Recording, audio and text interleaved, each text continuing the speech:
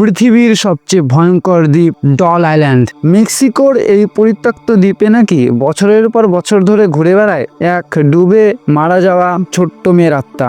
আর সেই কারণেই গাছের ডালে ডালে ঝুলতে থাকে হাজার হাজার পুরনো পুতুল। আর মনে হয় তারা যেন আপনাকে লক্ষ্য করছে এবং আপনাকে দেখে হাসছে।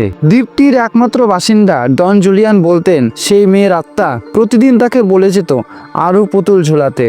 আর তিনি ভয় আর বাধ্যতার কাছে মাথা নত করে একের পর এক পুতুল সাজিয়ে যেতেন পুরো দ্বীপ জুড়ে। কিন্তু যতই পুতুল বেড়েছে ততই বেড়েছে রহস্য। কারণ একদিন ডন জুলিয়ানকেও পাওয়া যায় ঠিক সেই জায়গায় মৃত অবস্থায় যেখানে মেয়েটি মারা গেছিল। আজও অনেকে দাবি করেন রাতে এই দ্বীপের পুতুলগুলো নাকি জীবন্ত হয়ে ওঠে।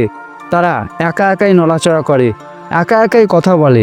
তাই এই দ্বীপে রাতে শোনা যায় সেই সব পুতুলগুলোর ফিসফিসানি, কান্নার শব্দ এবং আরও অনেক ধরনের রহস্যময় শব্দ। তাই মানুষ বলে ডল আইল্যান্ড কোনো সাধারণ দ্বীপ নয়, এটা ভয়ে জমাট বাঁধা এক অভিশপ্ত জগৎ, যেখানে পা দিলেই অনুভব হয় কেউ আপনার উপর লক্ষ্য রাখছে।